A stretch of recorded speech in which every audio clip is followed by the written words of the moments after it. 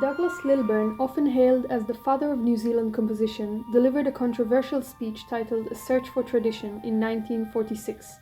We'll discuss the polarized reactions to this speech by Callum Blackmore and Roger Horrocks, concluding with our own perspective. In a recent article named Echoes of Erephon, Blackmore argues that Lilburn's early pastoral music idealizes New Zealand as a colonial paradise, ignoring its tangata whenua and the impacts of colonization.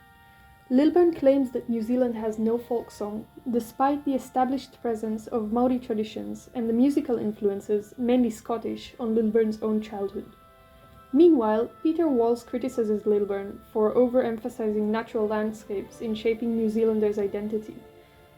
Overall, these criticisms center on Lilburn's colonial influences, which underlie his vision for New Zealand's national music and his take on pastoralism.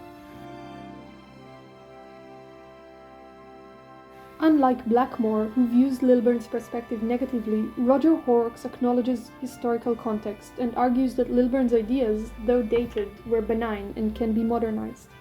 Lilburn's intention was to stir life into New Zealand's music scene, to improve education and professional opportunities, and to start young composers on the path to finding a national identity. His views were shaped by contemporaries like Vaughan Williams and Percy Grainger, with similar sentiments expressed as early as the 1890s. Since then, many musicologists have pointed out the impossibility of creating a national music here, but Horrocks claims that we should instead adapt the idea to a modern context. He does not, however, specify how.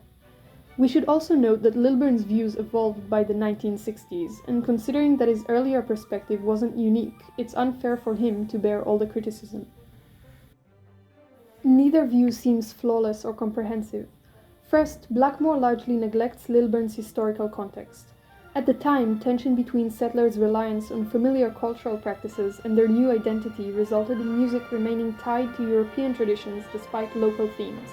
Works like Rangariri Galop and Waikato Waltz are clear precursors to Overture Aotearoa. Glenda Keane notes that Lilburn's 1946 speech must be understood within post-World War II nation building, where landscape symbolism was significant. Meanwhile, Horrocks avoids the clash between Lilburn's romantic nationalism and today's globalist ethos. Although the speech was early in his career, Lilburn did little to integrate Maori musical traditions into his later works. This raises the question, can music be truly New Zealand without Maori cultural inclusion? Regardless, Lilburn's perspective as a Pākehā in the 1940s contrasts significantly with today's views, and is essential to consider cultural and historical contexts.